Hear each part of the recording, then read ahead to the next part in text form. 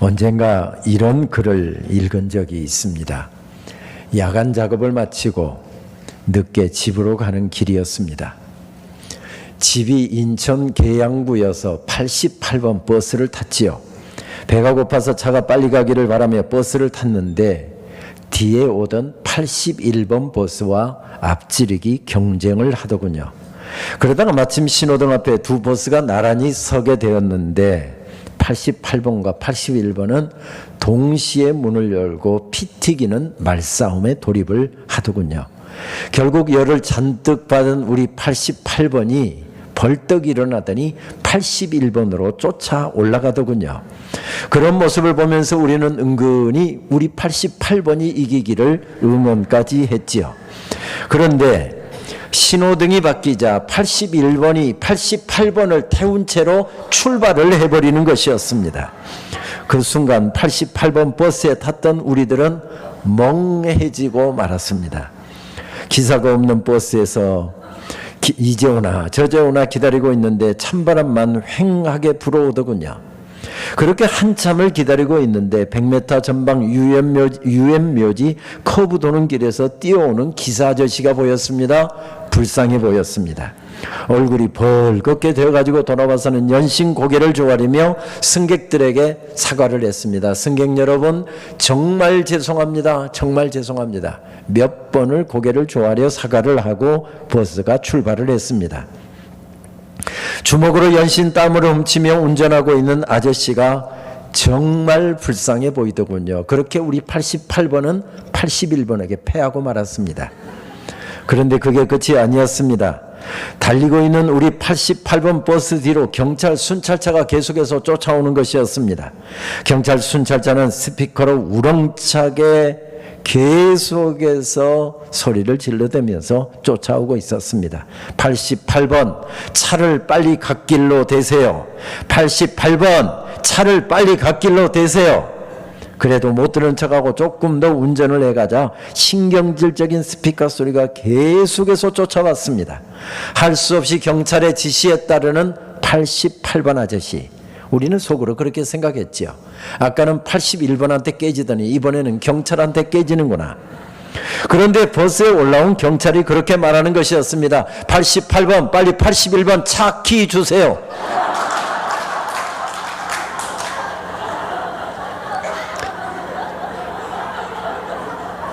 그렇습니다.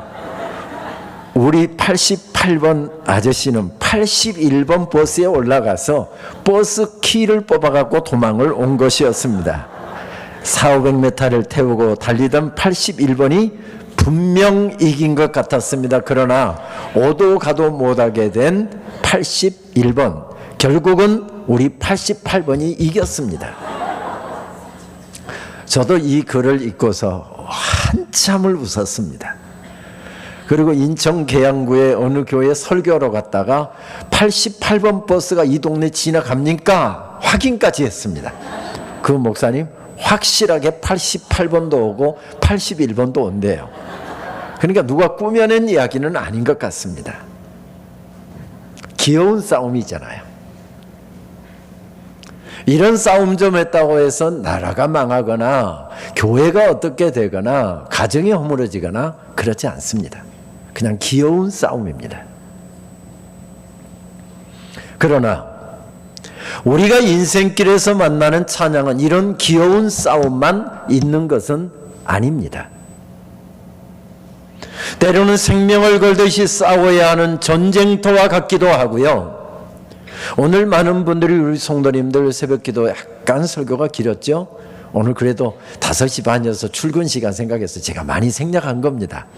본래 1시간 준비하고 왔었는데 새벽기도 마치자마자 일터로 달려가셔서 하루 종일 한 번도 쉬지도 못하고 그렇게 허겁지겁 뛰다가 이 자리에 지금 어떤 분은 저녁 식사도 못 하시고 이 자리에 나오셨을 것입니다. 물론 우리 홍 목사님께서 얼마나 감각이 뛰어나신지 코로나 상황만 아니면 김밥이라도 준비했겠지만 지금 코로나 상황에서 교회도 김밥도 없는데 지금 빨리 오늘 빨리 끝나서 9시 전에 가면 저녁 먹고 9시 넘으면 굴물이라 그러면서 지금 예배 참석하시는 분도 있잖아요. 그렇게 해서 열심히 직장 생활을 했습니다. 때 되면 승진하고 때 되면 월급 나오고 때 되면 인정받고 그러면 얼마나 좋습니까마는 치열한 경쟁을 해야 됩니다. 승진은 누락돼서 힘들고요. 일이 안 풀려서 힘들고요. 상사로부터 날이면 날마다 야단만 맞아서 힘들고요. 전쟁터입니다. 한국기독실업인회라고 하는 기한 단체가 있죠. CBMC라고 하는 단체에서 저는 약 18년 동안 하나님의 말씀을 전했었는데, 제가 요즘에 비즈니스 환경이 어려워서 힘드시죠. 어려운 상황 가운데 참 힘든 시간 지내시다가 목요일날 아침에 나오신 여러분들을 환영합니다. 설교 그렇게 하면 그렇게 좋아할 수가 없습니다. 목사님이 우리 형편을 알아준다는 겁니다. 그리고 설교 끝나고 나면 몇 분이 와서 저에게 하는 이야기. 그런데 교수실에서 교수 연구실에서 연구하면서 보내는 교수님이 생각하는 것보다 우리의 삶은 교수님이 생각한 것보다 100배 더 어렵다고 생각하면 정확할 겁니다. 목사님, 지난주에는 칼날이를 걷는 것 같았습니다. 내 인생 여기서 끝나는 게 아닌가 싶을 정도로 절박한 상황 가운데서 기도하고 몸부림치면서 그렇게 문제 해결하려고 발버둥 쳤더니 가까스로 해결됐습니다. 이런 간증들을 하시는 겁니다. 그렇습니다. 인생길 녹록하지 않습니다. 그리스도인들에게는 또 다른 전쟁이 있죠. 영적 전쟁입니다. 아무리 어려워도, 아무리 돈이 돼도, 아무리 세상 사람들 줄겨 걸어가는 길이라 할지라도 나는 하나님의 사람이기 때문에, 하나님을 믿는 사람이기 때문에 하나님의 방법대로 돈 벌고 하나님의 방법대로 성공하고 하나님의 방법대로 번 돈 쓰고, 영적으로 믿음으로 견고하게 서야 될 영적 전쟁까지 더해집니다. 그러다 보니 인생길은 어제 저녁도 말씀드렸지만 살면 살수록 얼굴에만 주름살이 생기는 것이 아니라 마음에도 주름살이 생기고 힘든 일들은 계속해서 이어지는 것 같습니다.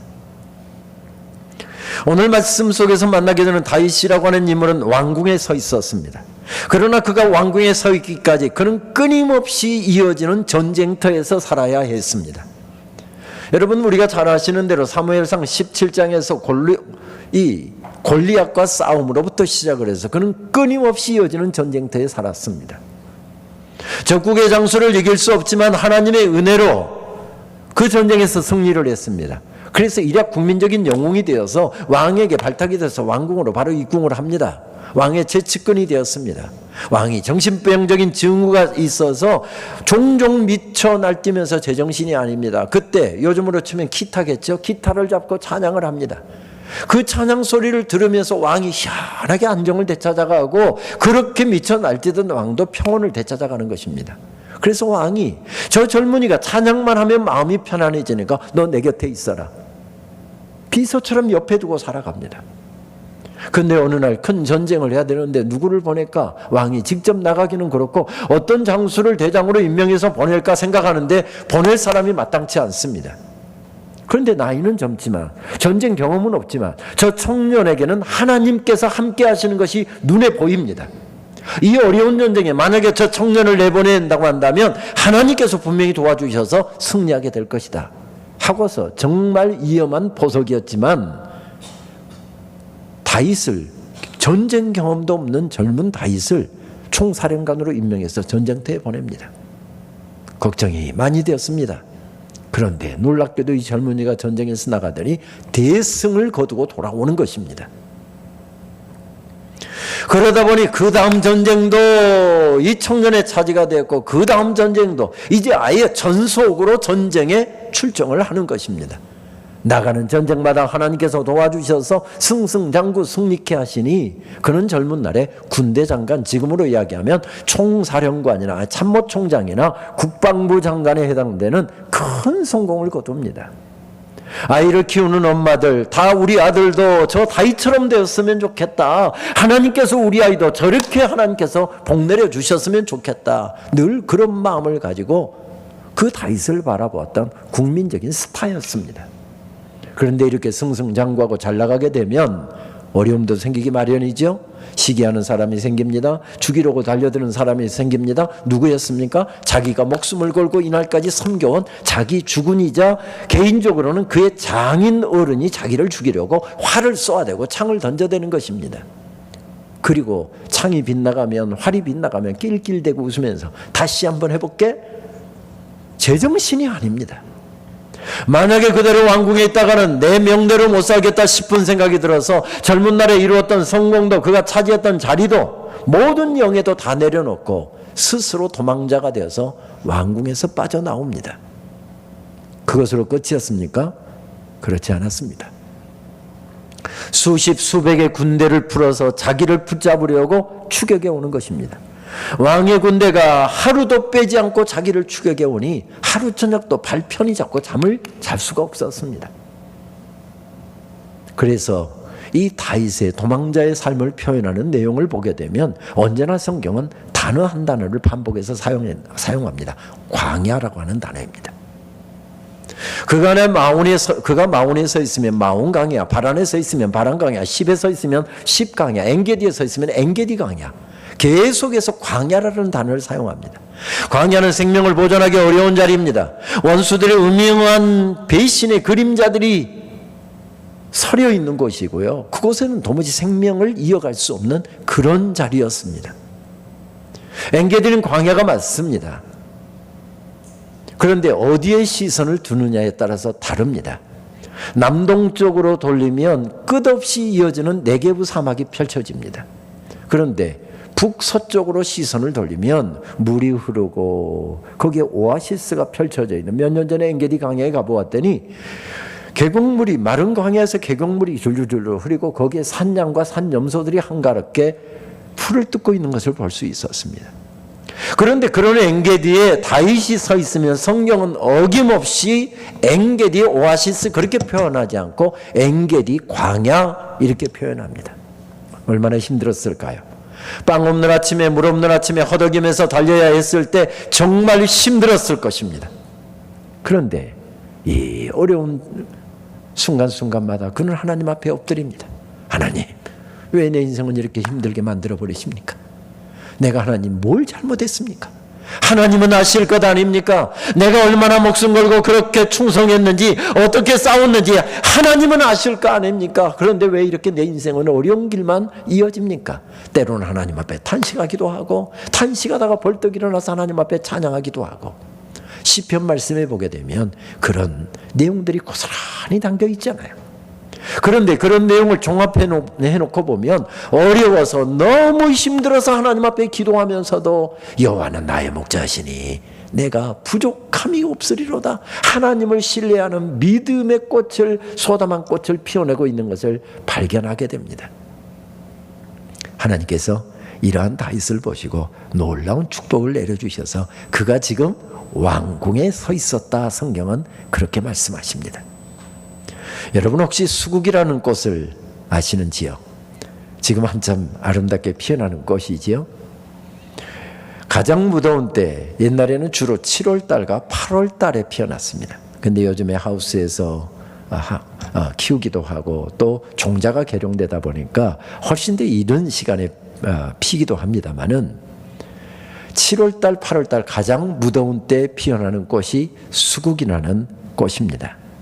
그런데 수국이라고 하는 것은 그것이 심겨져 있는 흙의 산도와 지형과 환경에 따라서 색깔을 달리 피우는 꽃입니다. 그래서 예를 들면 흙의 산도가 중성이면 하얀색으로 피어나고요, 산성이면 청보라색으로 피어나고, 알칼리성이면 연분홍으로 피어나는 꽃이 바로 수국이라는 꽃입니다.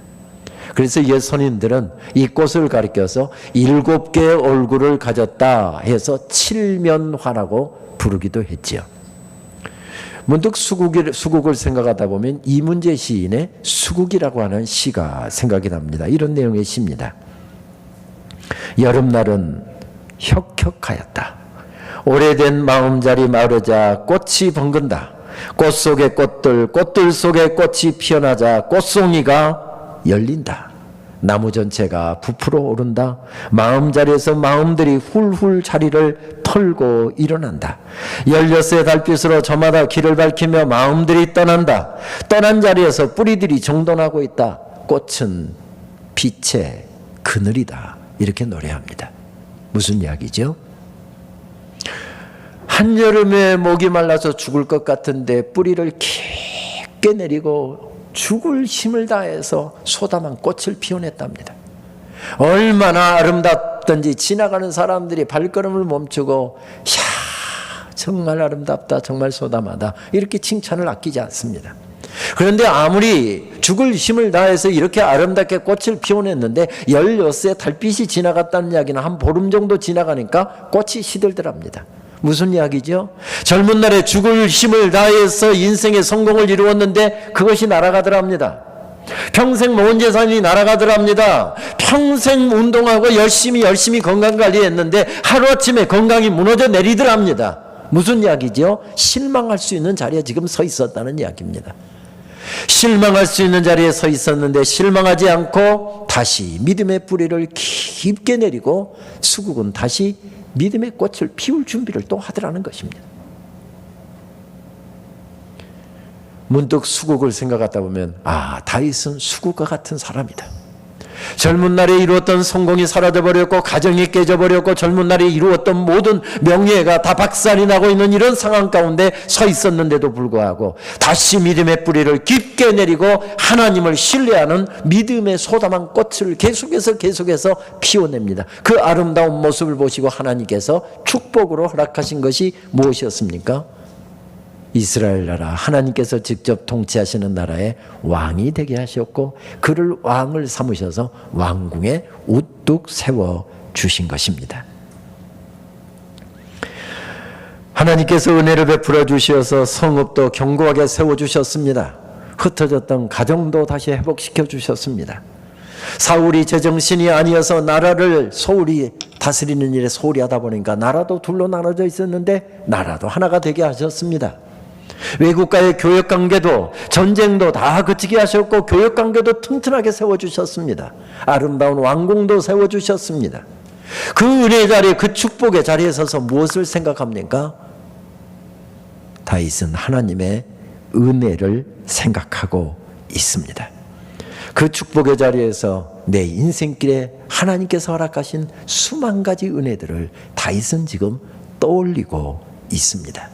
마치 시편 116편 12절에 나오는 것처럼 여호와께서 내게 주신 은혜를 무엇으로 다 보답할꼬 이 마음으로 왕궁에 서서 그렇게 하나님의 은혜를 깊이 생각하고 있습니다.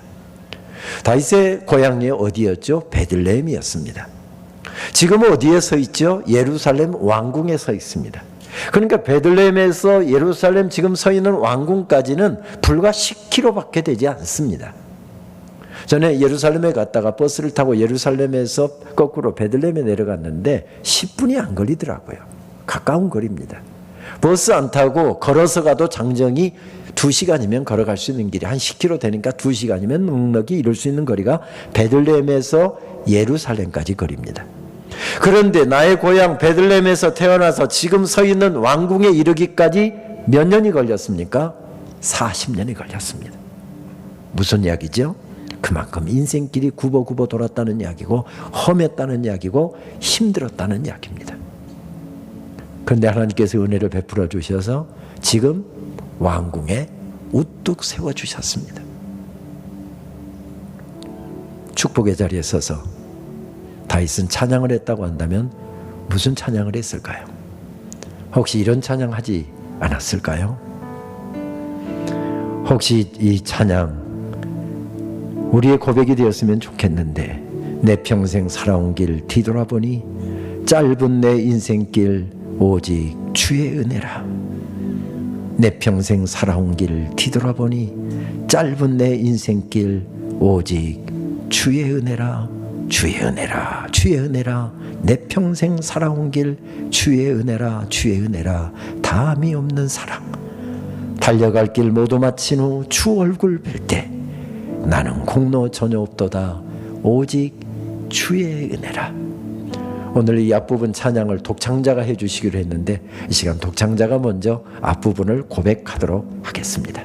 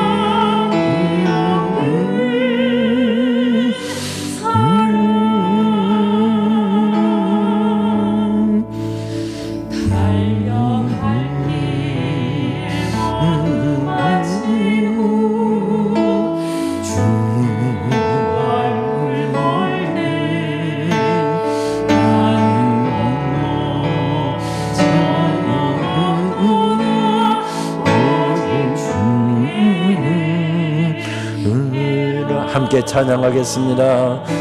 지금까지 지내온 것 주의 크신 은혜라 한이 없는 주의 사랑 어찌 응하랴 자나게나 주의 손이 항상 살펴주시고 모든 일을 주 안에서 형통하게 하시네. 주의 은혜라 주의 은혜라 주의 은혜라 내 평생 살아온 길 주의 은혜라 주의 은혜라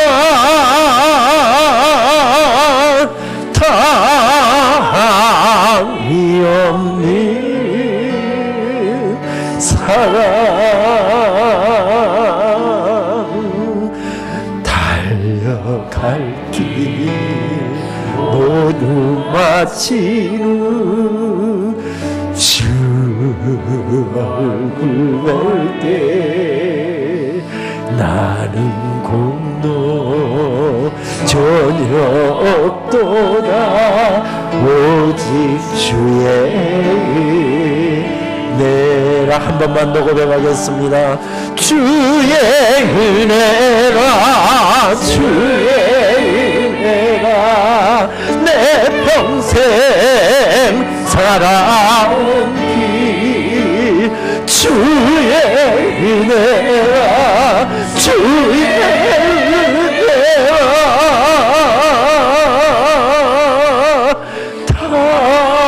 다함이 없는 사랑 달려갈 길 모두 마치는 주 얼굴 볼 때 나는 공도 전혀 없도다 오직 주의 은혜라. 할렐루야.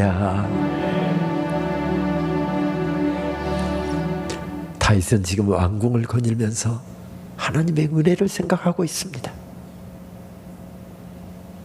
어릴 적부터 오늘 이 순간까지 인생길 돌이켜보니 수많은 어려움이 있었고 답답함이 있었고 정말 눈물 날 일이 많았지만 하나님께서 여기까지 인도해 주셨습니다. 은혜를 베풀어 주셨습니다. 하나님의 능력으로 나를 덮으시고 보호하시고 지켜주셨습니다. 여기에 세워주신 분이 하나님이십니다. 그래서 그는 두 손을 높이 들고 이렇게 고백합니다. 시편 145편 1절 말씀. 왕이신 나의 하나님, 내가 주를 높이고 영원히 주의 이름을 송축하리이다. 하나님이 왕으로 세워주셨는데 내가 왕이 아니라 하나님이 왕이시랍니다. 이것은 21세기에 우리가 드리는 고백하고는 질적으로 전혀 다른 고백입니다. 왕권 시대는 왕이 둘이 있으면 안 되는 시대입니다. 그래서 세자가 왕으로 책정되면 대부분 다른 왕자들은 다 밖으로 내보거나 죽이기도 했습니다. 아버지가 왕인데 건강이 좋지 않아서 세자로 책봉해 준 큰아들에게 왕위를 물려줬습니다. 한 2년 아버지가 열심히 투병하고 열심히 치료를 받았더니 그 어려운 질병에서 깨끗하게 고침을 받았습니다. 그랬더니 아버지가 왕위를 다시 되찾으려고 왕위를 노리고 있습니다. 그러면 죄송한 이야기지만 아들이 아버지도 죽였던 시대가 왕권 시대입니다. 내가 나이가 들어서 내가 세상 떠나게 되면 아들 중에서 제일 똑똑하고 능력이 있어 보이는 아들을 왕을 삼게 해서 세자로 책봉을 해놨습니다. 근데 세자로 책봉 받은 다음에 이 녀석이 한밤중에 늦은 밤중에 힘 있는 신하들을 쫓아다니면서 지금 작당 모의를 하고 있답니다. 그러면 아들도 죽였던 시대가 왕권 시대입니다. 왕이 둘이면 안 되는 시대였습니다. 더군다나 다윗은 왕의 혈통에서 태어난 사람이 아닙니다. 왕이 되었다고 한다면 무엇보다도 왕권을 견고하게 세워야 이 나라를 통치할 수 있을 것입니다. 그런데 다윗은 뭐라고 고백합니까? 내가 왕이 아니라 하나님이 왕이십니다. 조선시대의 한 왕이 영의정 한 사람을 동반하고 평민복장을 한 다음에 민정시찰에 나섰답니다. 저 뒤에 호위무사가 역시 평민복장을 하고 두 서너 사람이 뒤를 따라오고 있기는 했지만 그저 거리를 두고 따라오고 있었고 그저 둘이서 저작거리를 다니면서 백성들의 사는 모습도 보고 민심도 살피고 그렇게 쭉 민정시찰을 하루 종일 다녔습니다. 그러다가 해가 뉘역뉘역지자 입궁을 하기 전에 백성들 민심을 살피기 제일 좋은 자리가 어딘가 물어봤더니 주막이라고 이야기하길래 주막에 가서 그러면 백성들 먹는 밥 한번 먹어보세 하고서 주막에 가서 왕하고 이 영의정이 국밥 한 그릇을 시켜놓고 국밥이 나오기를 기다리고 앉아 있었습니다. 그런데 영의정이 저 벽에 써있는 무슨 글귀를 보더니 얼굴이 딱 굳어집니다. 왕에게 오더니 귓속말로 전하 큰일 났사옵니다. 들켰사옵니다. 그게 무슨 말인가? 그랬더니 말하는 대신에 저쪽 벽에 글씨를 손가락으로 가리키는 데 보니까 벽에는 이런 글귀가 붙어 있었습니다. 손님은 왕이다.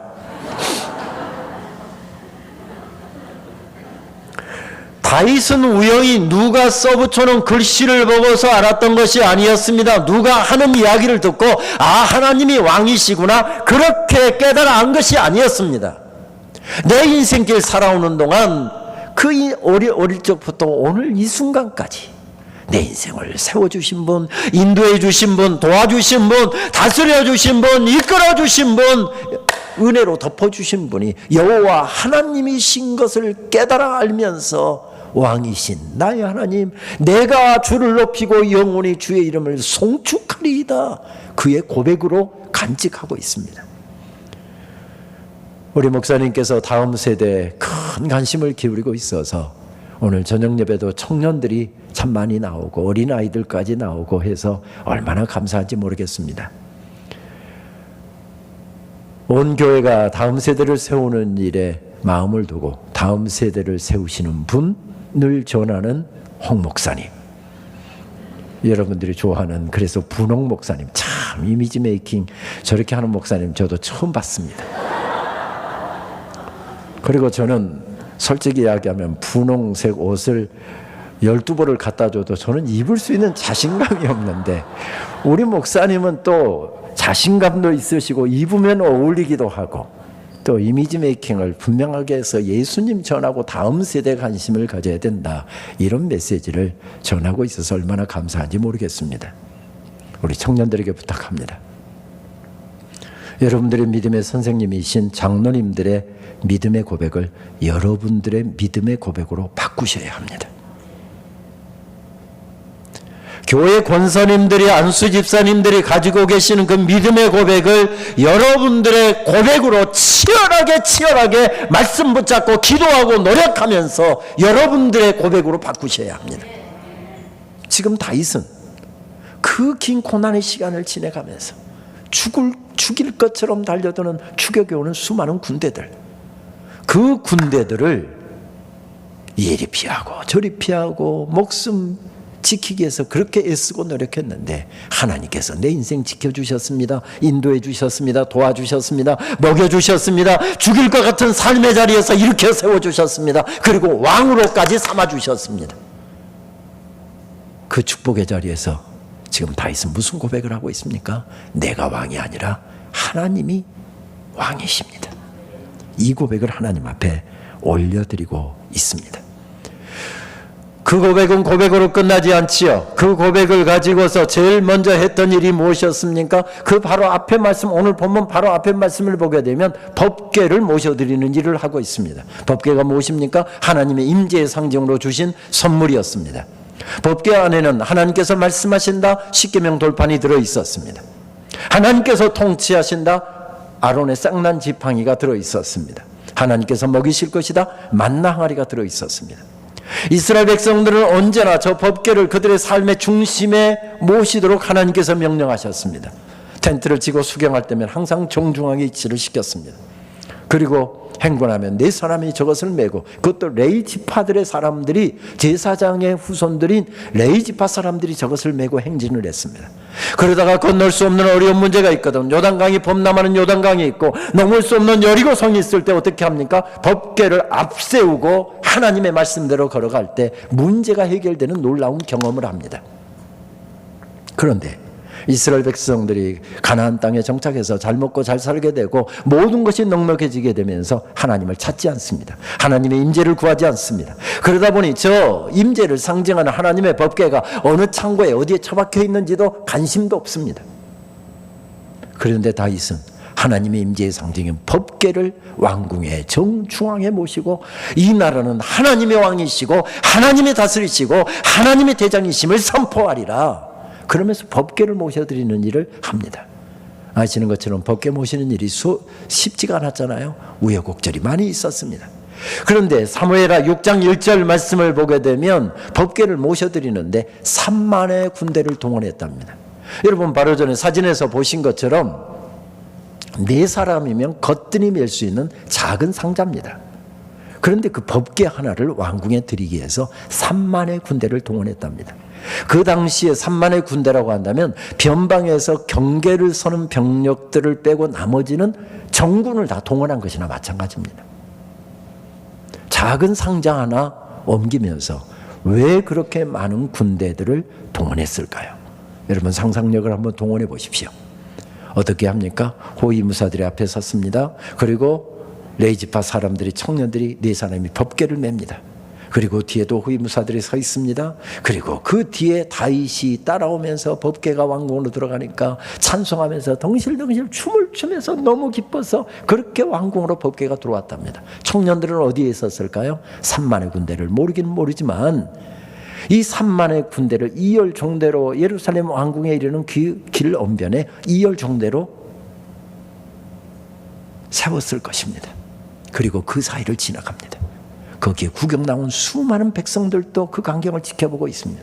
다윗은 지금 법궤를 모시면서 그렇게 이스라엘 백성들에게, 다음 세대 젊은이들에게 그렇게 외치고 있는 것이죠. 하나님의 임재가 떠나면 이 나라는 망한다. 하나님의 임재가 떠난 나라, 하나님의 임재가 떠난 교회, 하나님의 임재가 떠난 가정, 하나님의 임재가 떠난 인생은 망한다. 하나님의 인재는 생명을 걸고 지켜내야 된다. 그 젊은이들에게 지금 외치고 있는 것입니다. 그런 다음에 오늘 사무엘하 7장 말씀에 보게 되면 법궤를 모셔놓을 성전 지을 계획을 합니다. 법궤를 모셔오기 전에 성전 지을 준비가 계획이 다 되었던 것 같습니다. 물자까지 다 준비가 됐습니다. 그리고 영적 멘토였던 나단 선지자를 불러서 이 사실을 처음 다윗 왕이 이야기를 했답니다. 나단 선지자가 그 이야기를 듣고 얼마나 기뻐하던지, 전하, 어떻게 그렇게 귀한 생각을 다 하셨습니까? 하나님이 정말 기뻐하시겠습니다. 준비까지 다 해놓으셨다니 내일 당장 책임자 세워서 공사를 시작하십시다. 전하 감사합니다. 전하 정말 감사합니다.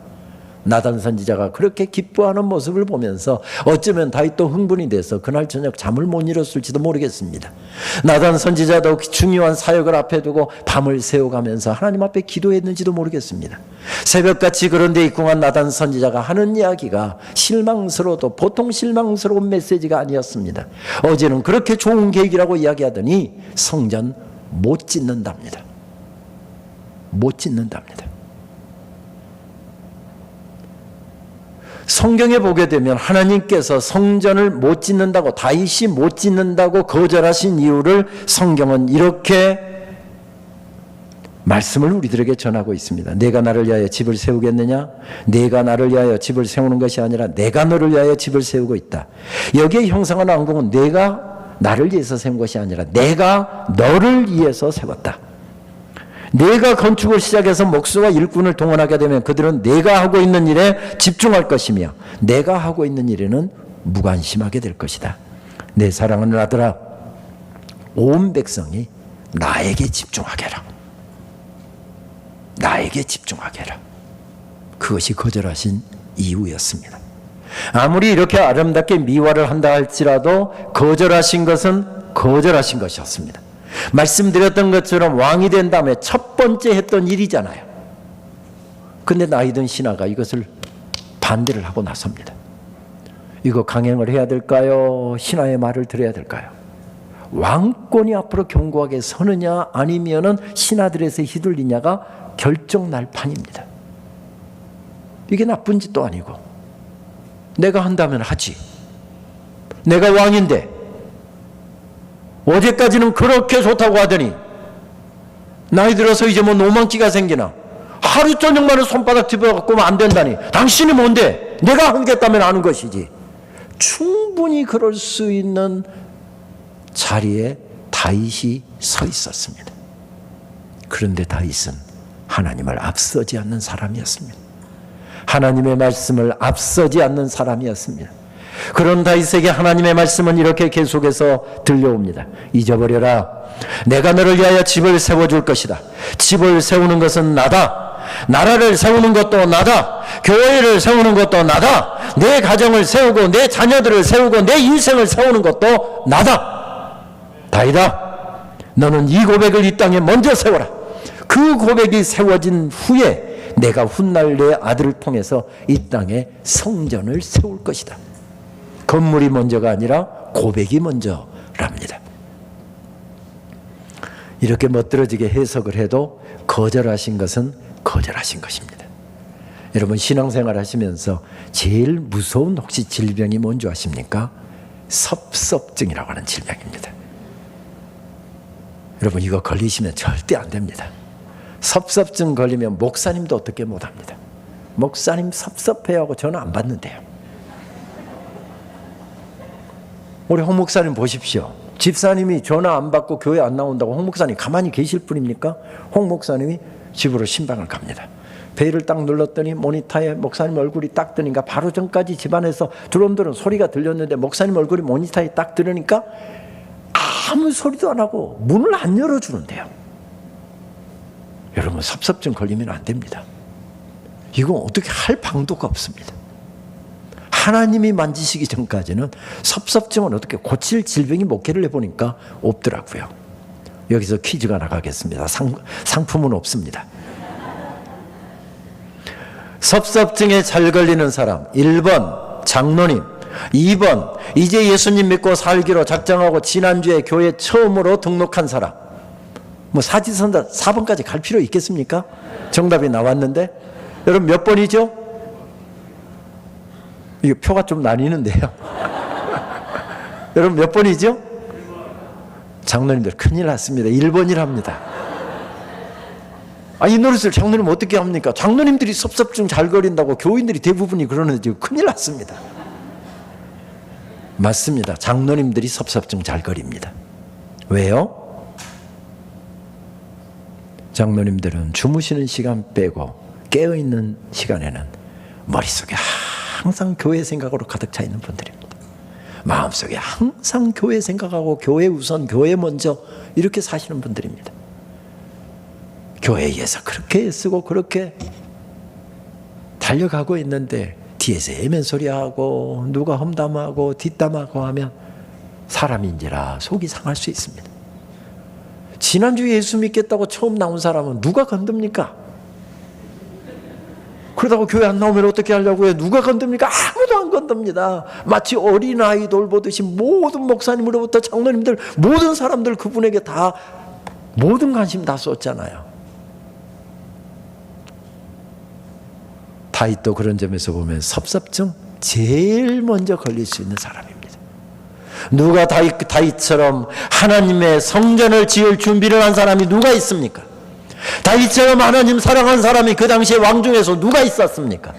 그러니 다윗도 딱 섭섭증에 걸리기 좋은 그런 사람이었습니다. 그런데 다윗은 섭섭증에 걸리지 않습니다. 왜요? 고백이 확실했기 때문에. 내가 왕이 아니라 하나님이 왕이십니다. 내가 원하는 것을 하는 것이 아니라 하나님께서 원하시는 것을 내 심장에 도움피 식는 그날까지 수행하다 나는 하나님의 종으로 사는 사람이다. 그런 고백이 확실했기 때문이었습니다. 우리 인생은 흔히 사이의 기록이라고 이야기하죠. 그 사이를 무엇으로 채우냐 그만큼이 인생입니다. 여기 보면 우리 꽃다운 젊은이들, 저 어른들은 그냥 이거 안 발라도 예쁘고요. 이거 바르면 더 예쁘고 안 발라도 예쁩니다. 권사님들 맞죠? 여기 얼굴에다 뭐 분칠 안 해도 예쁩니다. 분칠하면 더 예쁩니다. 우리 권사님들 그러잖아요. 참 좋은 때다. 나도 저런 때가 있었는데. 저분들은 지금 9시에서 10시 사이 인생의 제일 황금기를 지내고 있기 때문에 그렇습니다. 그런데 저 어른들도 고민 많습니다. 진로에 대한 고민, 배우자에 대한 고민, 앞으로 무엇 할 것인가요 고민.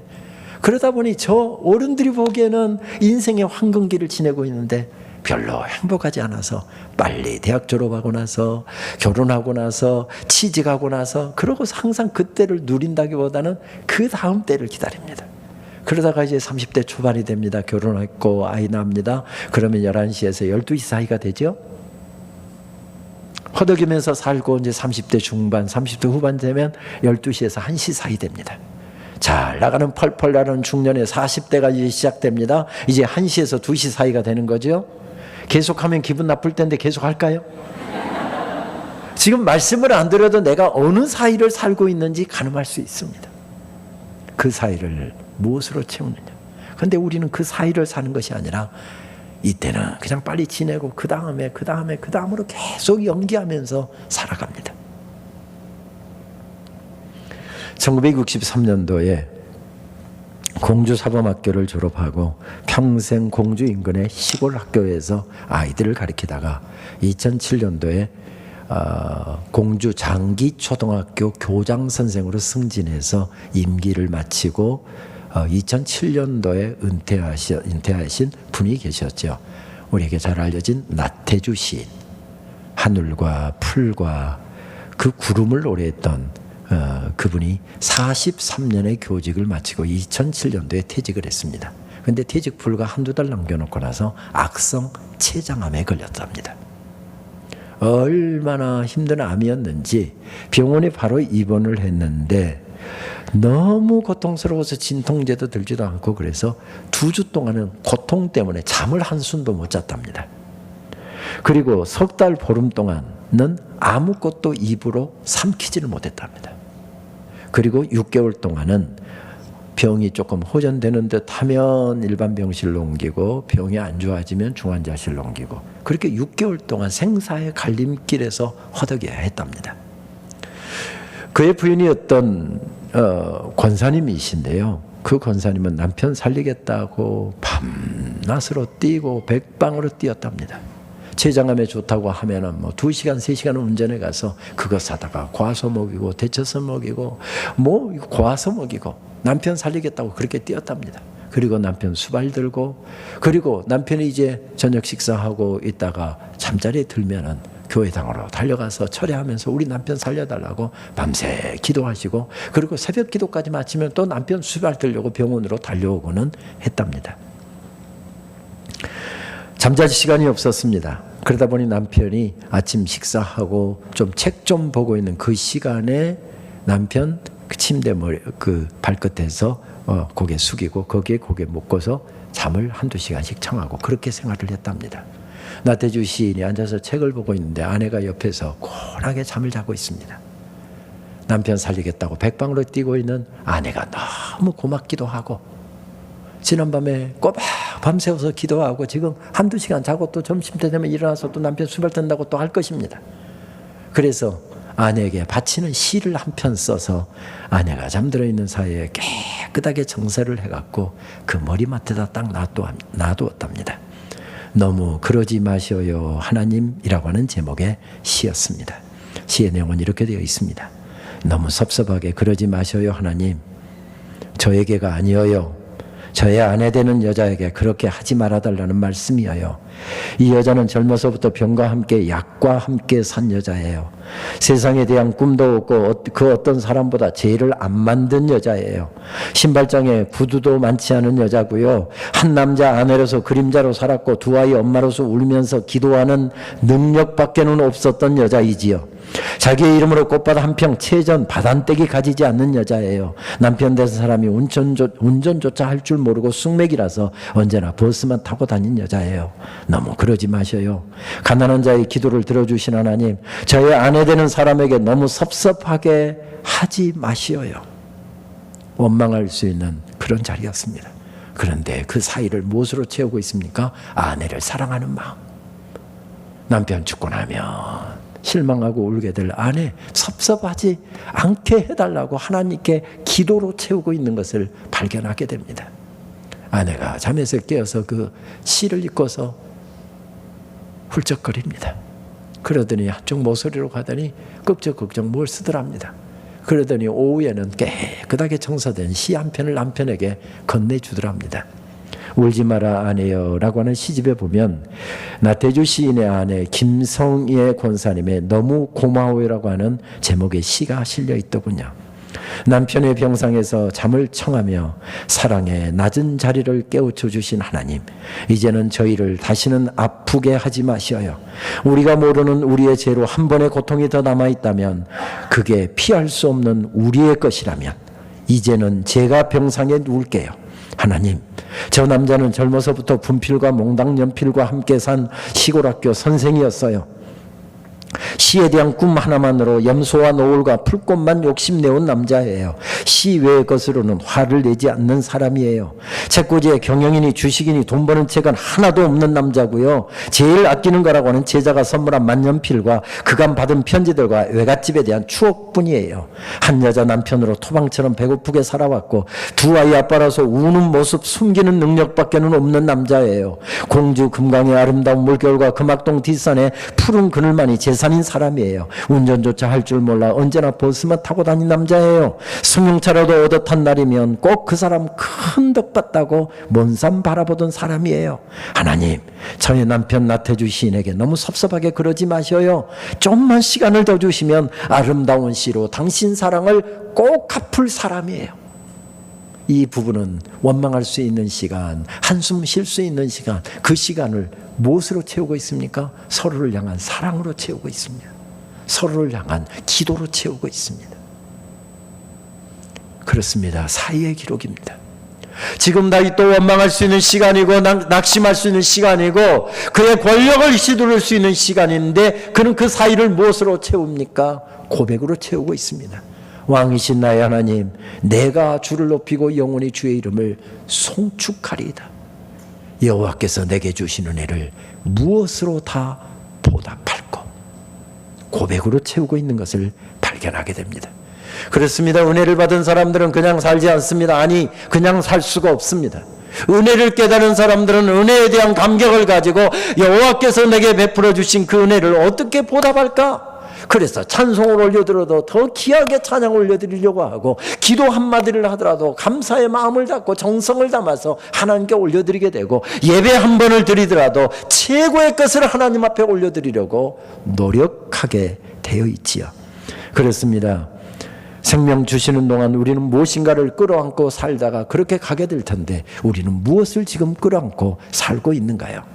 박노해 시인의 젖은 등산화라고 하는 시를 저는 종종 꺼내서 읽습니다. 왜냐하면 제가 지금 껴안고 달리고 있는 것이 무엇인지 제 인생을 성찰하기 위해서입니다. 언젠가 어떤 사진 한 장을 보고 얼어붙은 묵상에 잠긴 적이 있었습니다. 등산화를 가슴에 꼭 끌어안고 얼어 죽은 등반대에 처절한 죽음을 기록한 한 장의 사진이었습니다. 산 사람들은 얼음 산정을 향해 오르다가 텐트를 치고 잠을 잘 때 젖은 등산화를 가슴에 꼭 품고 잠을 청합니다. 그래야 다음날 아침 뽀송뽀송한 상태로 또 걸을 수 있기 때문입니다. 산 사람 박인식, 얼음산에서 머리카락도 수염도 허옇게 얼어붙은 얼굴로 하나같이 등산화를 가슴에 꼭 끌어안고 나란히 얼어 죽어간 등반대원들의 모습, 장엄한 순교자의 모습으로 다가온 그 현장 보도사진 한 장이 많은 시간이 지난 지금까지도 문득문득 떠오르곤 합니다. 지금 우리도 저마다 어딘가를 향해 오르고 있고 그 길에서 죽어갑니다. 내일, 또 내일 아침이면 우리도 죽어 있을 것입니다. 나 무엇을 가슴에 꼭 끌어안고 죽어 있을 텐가? 얼음산을 등산하는 사람들에게 등산화는 필수적인 물품입니다. 하루 종일 얼음산을 오르다 보니까 해가 뉘역뉘역져서 하루 저녁 수경을 하기 위해서 텐트를 치고 잠자리에 정하는데 등산화가 다 젖어 있습니다. 그것 말려놓지 않으면 내일 아침에, 지금 얼어붙어서 내일 아침에 등산 바로 하기 어렵습니다. 그래서 전부 다 침낭에 들어가서 잠을 청하는데 등산화를 전부 다 가슴에 이렇게 끌어안고 잤답니다. 그런데 밤중에 갑자기 눈사태가 나서 그 수경하고 있는 텐트를 덮어버렸습니다. 구조대가 급파되어서 눈더미를 헤치고서 가까스로 구조를 했는데 다 죽어 있었습니다. 하얗게 눈에 덮여서 죽어 있는데 한결같이 등산화를 꼭 끌어안고 죽어 있더랍니다. 등산화는 필요한 것입니다. 얼음산을 오르는 사람에게는 말씀드렸던 것처럼 등산화가 없으면 한 발자국도 산 못 올라갑니다. 필수적인 요소입니다. 그러나 이 땅에서의 모든 삶 마치고 나면 우리는 우리 주님의 심판대 앞에 서야 하는 사람들입니다. 그래서 우리는 자신들을 성찰해야 됩니다. 이것 끌어안고 살다가 주님 만나도 괜찮겠는가? 이것이 정말 필요한 것이지만 이것 끌어안고 살다가 주님 만나도 부끄럽지 않겠는가? 늘 자기 자신을 성찰해야 된다는 이야기입니다. 그렇습니다. 우리는 잘 살아야 하는 사람들입니다. 왜요?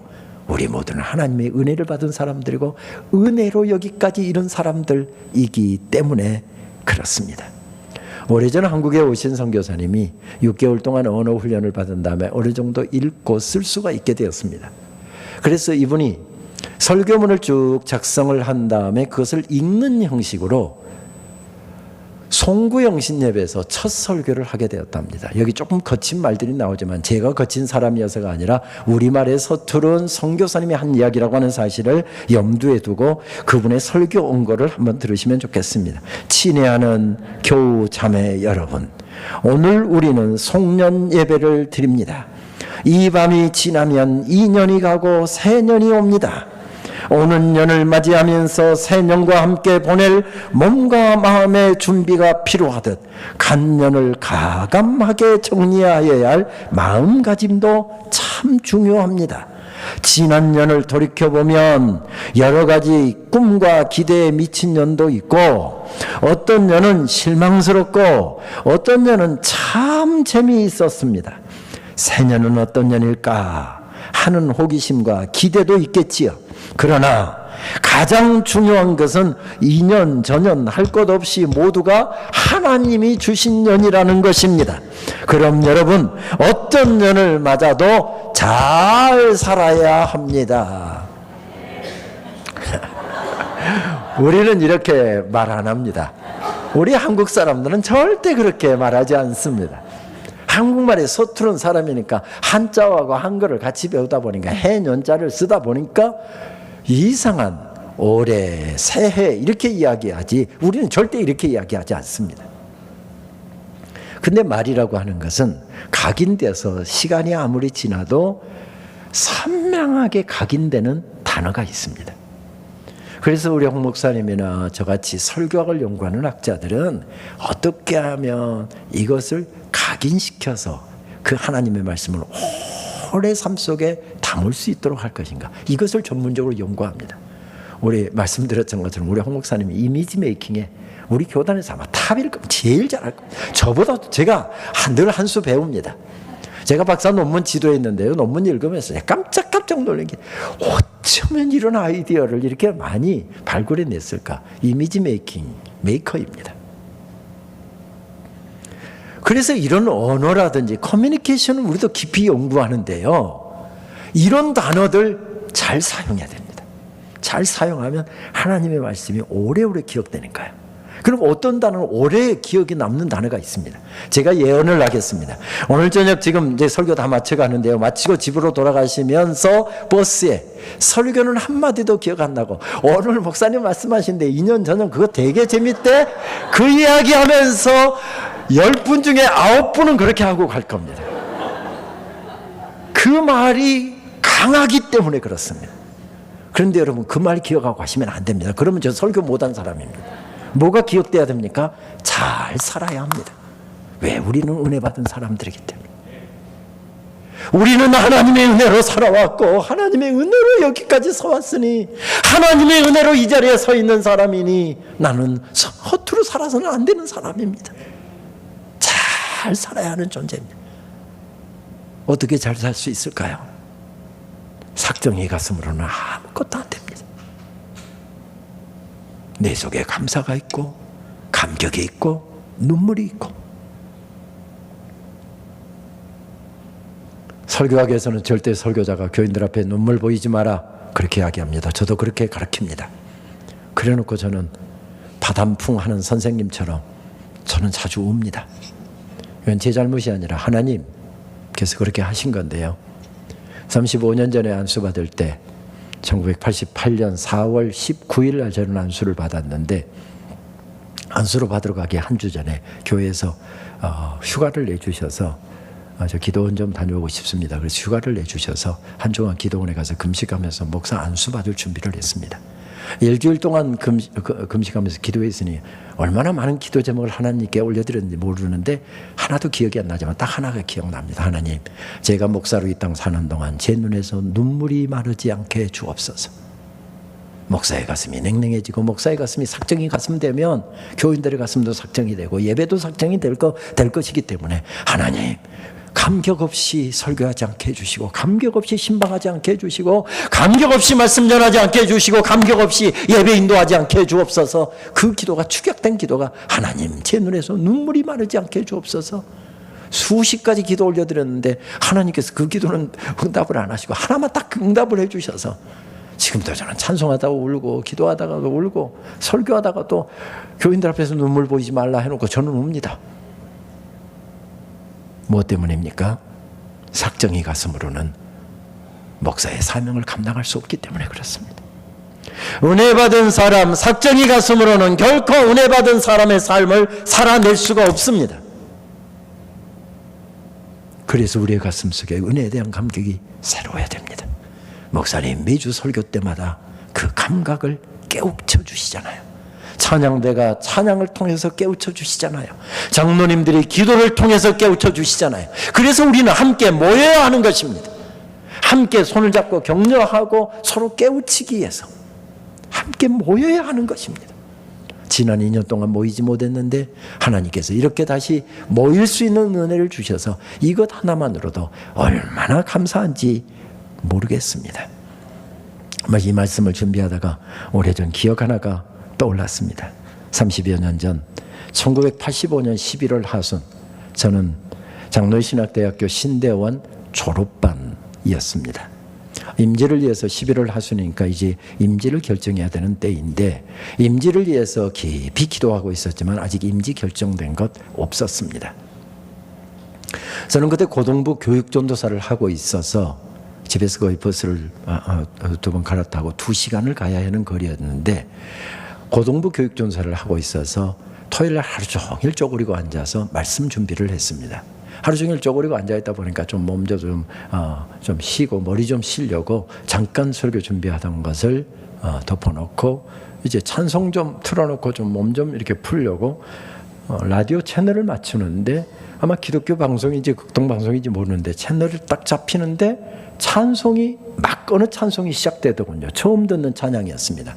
찬양이 얼마나 첫 가사부터 제 가슴을 치던지, 그 당시에 카세트 테이프가 올려져 있고 그 녹음 버튼 누르면 거기에 녹음되어 있는 거 지워지고 라디오에서 나오는 게 녹음되도록 옛날에 시스템이 그렇게 돼 있었잖아요.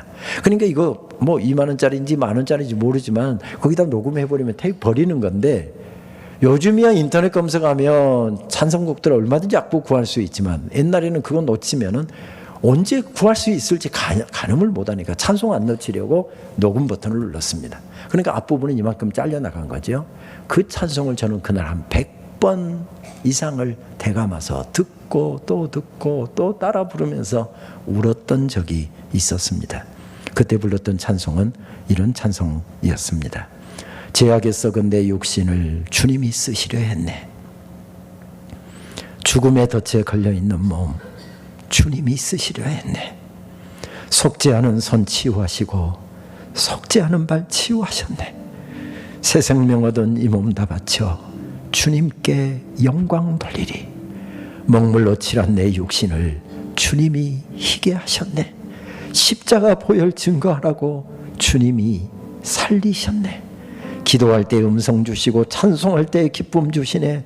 내 작은 입이 내 작은 몸이 주님의 붙들린 자라. 우리 3절 찬송 같이 하실까요? 평생 갚아도 빚진 자 되요 주님의 빚진 자 되요 주님과 신길 택하였건만 눈물만 솟구치네.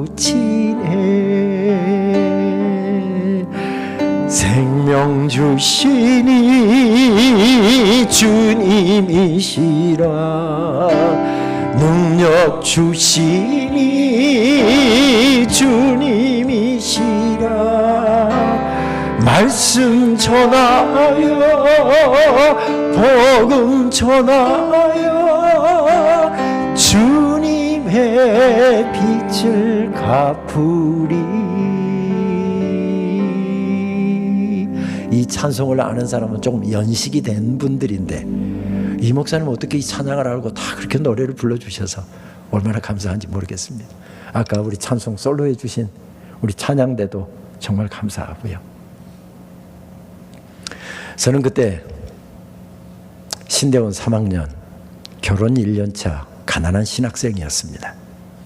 형제들의 내력이기도 해서 그렇지만 잠깐 어제 말씀드렸던 것처럼 대학 3학년 때 부모에게 독립선언하고 입주 가해하고 아르바이트하고 그러면서 대학을 제 힘으로 마쳤고 신대원 공부도 그렇게 하다가 저는 신대원 2학년 1학기를 마치고 군복무를 위해서 장교 시험을 쳐서 장교로, 일반 장교로 군복무를 하게 되었습니다.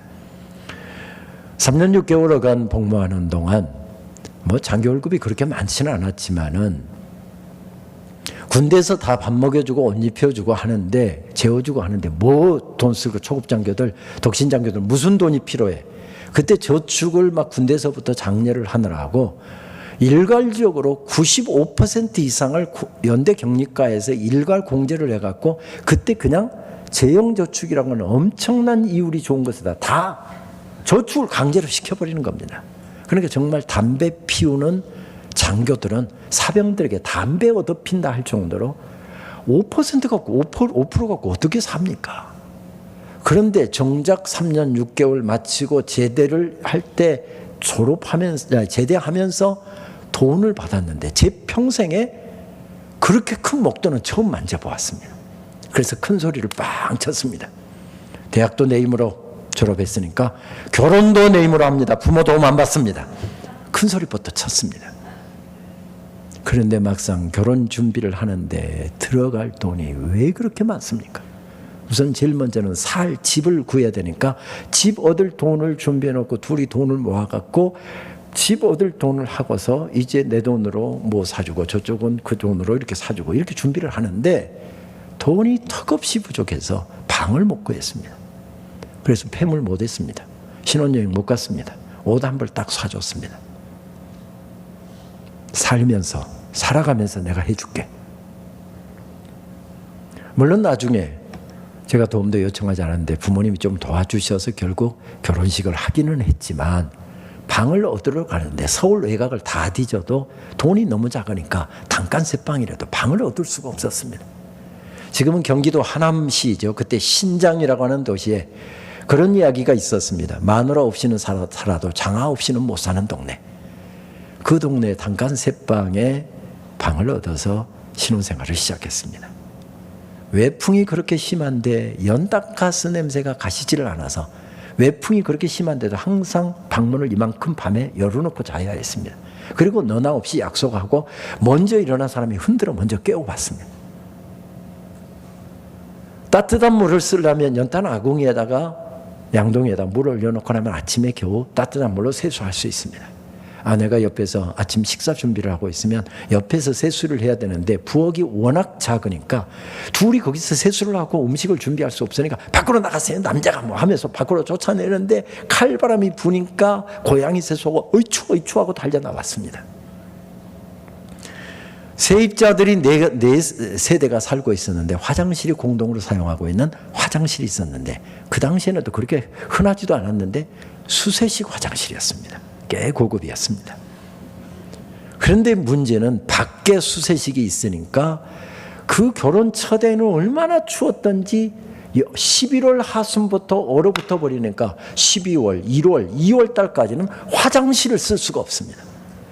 거기서 100m 떨어지는 지금도 이름을 잊어버리지 못하는데 신장중앙교회 합동측교회 그 교회에 가서 새벽기도를 드렸는데 새벽기도 거기서 기도 마치고 마지막 5분 동안은 그 교회 목사님과 교회를 위해서 집중적으로 기도하고 나는 이 교회를 위해서 기도한 사람이니까 이 교회 화장실 쓸 자격이 있는 사람이야.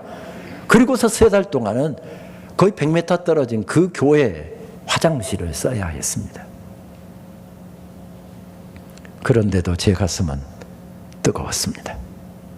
주님 가라시면 어디든지 갈 수 있을 것 같았고요. 주님 위해서 죽는 자리라고 한다면 제 목숨 기꺼이 주님께 드릴 수 있겠습니다. 그런 고백하면서 그런 기도하면서 지냈더랬습니다.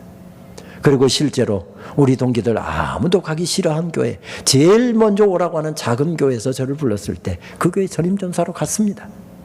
그리고 정말 목숨 바치듯이 우리 목사님처럼 저도 청소년 사역을 좋아해서 30명 된 아이들 그 아이들 데리고 씨름하고 신방하고 그랬더니 연희동에 고급 주택가의 아이들인데 신방 갔더니 부모들이 놀래요. 한 번도 전도사가 아이들 신방 온 적이 없었는데 배를 누르고 당당하게 누구 아이 지금 교회 안 나와서 신방 왔습니다. 그러면 다음 주 보낼게요 하고 문도 안 열어주는 사람이 있는가 하면 문 열어주고 막 뛰어나오면서 아이고 전도사님 우리 아이 신방을 오다니요 하면서 그러고 반겨맞는 사람도 있었습니다. 1년 그렇게 열심히 사역했더니 30명 아이들이 120명으로 불어나는 것을 보았습니다. 제 가슴은 그때 뜨거웠습니다. 그런데 저는 지금 좋은 학교 교수도 됐고요. 총장도 되었습니다. 아파트에 살고 있습니다. 아이들 방도 줄 수 있고요. 따뜻한 물 나오고요. 연탄가스 걱정하지 않고요. 화장실도 2개나 있습니다. 근데 여러분 지금의 제 고민이 뭔지 아십니까? 가난하고 배고프고 서럽던 신학생 시절에는 가슴이 불타오르듯이 뜨거웠는데 하나님께서 축복해 주셔서, 하나님께서 은혜를 베풀어 주셔서 은혜의 자리에 세워줬는데, 그때보다도 찬송이나 기도나 예배가 못하면 못했지 더 뜨겁지 않다는 게 저의 고민입니다. 여러분들은 어떠십니까? 가난하고 배고프고 서럽던 시절, 살 길이 막막하던 시절, 앞길이 보이지 않던 시절, 주님이 아니면 내 인생 도무지 세워질 것 같지 않아서 누구도 도와줄 사람 없어서 그렇게 피곤해도, 그렇게 배가 고파도 늦은 저녁 집으로 먼저 가지 않고 교회에 먼저 와서 하나님 앞에 엎드려 아버지 한마디 불러놓고 10분 울고, 아버지 한마디 불러놓고 10분 울고, 아버지 한마디 불러놓고 30분 울고, 늦은 저녁 가서 저녁 식사하던, 새벽이면 새벽마다 나와서 하나님 앞에 눈물로 기도하던 그 가난하고 배고프도 서럽던 시절에 그 간절한 기도가 여전히 살아있습니까? 복 있는 사람들입니다. 예배가 여전히 뜨겁습니까? 복 있는 분들입니다. 여전히 주님을 향한 사랑이 그렇게 불타오르고 있습니까? 복 있는 분들이십니다. 그러나 그렇지 않다고 한다면 이번 집회 때 우리 함께 고민하십시다. 왜 축복의 자리에 세워주셨는데, 은혜의 자리에 세워주셨는데, 하나님께서 수만 가지 은혜들을 덧입혀 주셔서 우뚝 세워주셨는데 우리의 가슴은 그렇게 삭정이 가슴이 돼갔냐고요. 왜 우리의 예배는 그렇게 마르고 날마다 시간 쳐다보고 하나님 앞에 드린 기도 5분이 왜 그렇게 긴지 우리가 고민하십시다. 은혜 받은 사람들은 아무렇게나 살아서는 안 되기 때문에 그렇습니다. 저는 2012년도 가을 학기를 잊어버릴 수가 없습니다. 학교에서 한 학기 연구학기를 내주셔서 미국의 콜롬비아 신학대학원에서 교환교수로 한 학기를 보내게 됐습니다. 그 학교의 강의, 또 목회자 세미나 이런 것들이 있어서 여러 차례 방문한 적은 있지만 한 학기에다가 앞에 방학, 뒤에 방학까지 합해하니까 8개월 정도 연구학기를 보내기 위해서 그 학교에 갔던 것은 딱 20년 만에 다시 간 걸음이었습니다. 저는 빠른 나이에 담임 목회를 한 3년 정도 하다가 지도교수 강권에 못 이겨서 늦은 나이에 유학을 갔습니다. 그리고 그 학교에서 첫 유학 생활을 시작을 했습니다. 도와주는 사람도 없고 또 그렇게 썩 머리가 좋은 것도 같지도 않고 최소한 석사 다시 하려고 그 학교에 갔으니까 적어도 7년에서 8년 정도로 공부를 해야 될 텐데 아무도 도와준 사람 없는 이 미국 땅에서 도대체 내가 8년을 어떻게 버틸까? 무슨 돈으로 먹고 살고 무슨 돈으로 학비 내고, 그것이 머리가 꽉 해서 유학 시작할 때부터 그렇게 마음이 무거웠더랬습니다. 총장실에서 전화가 왔습니다. 8월 29일 날 컨보케이션을 하는데 교수님 그때 참석하실 수 있습니까? 하는 전화였습니다. 미국에서는 입학식 겸 개강 예배 겸 이렇게 하는 것을 컨보케이션이라고 부르죠. 당연히 제가 참석하겠다고 그랬습니다. 예배실이 어디라고 그래서 20년 전하고 똑같구나 하는 생각을 하면서 1시간 전에 캠퍼스에 도착을 했습니다. 20년 전에 앉았던 그 자리를 찾아서 기도 좀 하기 위해서 그 자리를 찾아서 앉았는데 왜 그렇게 눈물이 납니까?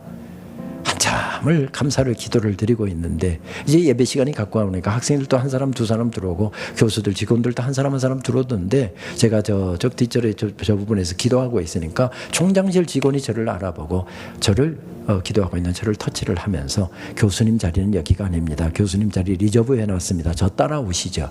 그래서 따라갔더니 교수석 한 중앙에다가 제 네임택 다 붙여놓고 여기가 교수님 자리입니다.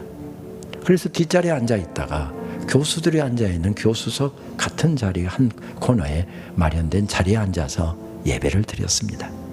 그 예배 때부터 시작해서 쏟아지기 시작한 눈물이 그 학교에서 보내는 강의실을 찾아가던 눈물, 도서관을 찾아가던 눈물, 거닐어던 캠퍼스의 넓은 캠퍼스를 거닐어던 눈물, 계속해서 그 학기 눈물이 쏟아져서 눈물로 감사하면서 한 학기를 보냈습니다.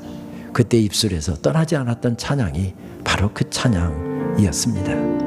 내가 지금까지 지내온 것은 주의 은혜라, 주의 은혜라. 지금까지 지내온 것은, 내가 이 자리에 서 있는 것은 주의 은혜라, 주의 은혜라. 이 자리에 서 있는 것은 주의 은혜라, 주의 은혜라. 내가 이 자리에 서 있는 것은 주의 은혜라.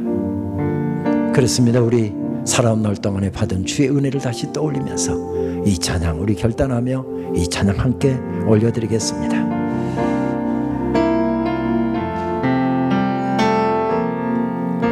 내가 지금까지 지내온 것은 주의 은혜라, 주의 은혜라. 하나님까지 지내온 것은, 내가 하나님의 자녀된 것은, 내가 하나님의 자녀된 것은 주의 은혜라, 주의 은혜라. 하나님의 자녀된 것은 주의 은혜라, 주의 은혜라, 주의 은혜라. 하나님의 자녀된 것은 주의 은혜라, 주의 은혜라. 하나님의 자녀된 것은, 내가 이 자리에 서 있는 것은, 내가 이 자리에 서 있는 것은 주의 은혜라, 주의 은혜라. 이 자리에 서 있는 것은 주의 은혜라, 주의 은혜라, 주의 은혜라. 이 자리에 서 있는 것은, 이 자리에 서 있는 것은 주의 은혜라,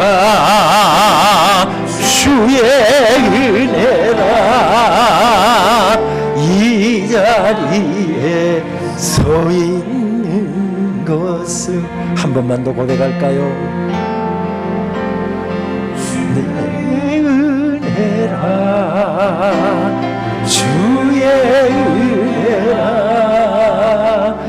이 자리에 서 있는 것은 주의 은혜라, 주의 은혜라. 이 자리에 서 있는 것은. 우리 시간 가슴에 손을 모으실까요? 우리 잠시 살아온 인생길 돌이켜보십시다. 어려운 일이 없었습니까? 있었습니다. 울 일이 없었습니까? 있었습니다. 억울한 일이 없었습니까? 있었습니다. 밤잠 이루지 못할 일이 없었습니까? 있었습니다. 분하고 답답해서 견딜 수 없었던 불면의 밤이 없었습니까? 있었습니다. 그런데 하나님께서 여기까지 인도해 주셨네요. 은혜의 자리에 세워주셨네요. 하나님, 내 남은 생 여호와께서 내게 주신 은혜를 무엇으로 다 보답할꼬? 주님, 그 마음으로 살게 해 주옵소서. 그 마음으로 예배하게 하여 주옵소서. 그 마음으로 섬기게 하여 주옵소서. 그 마음으로 사명 감당하게 하여 주옵소서. 그 마음으로 주님 맡겨주신 일들 수행하게 하여 주시옵소서. 우리 시간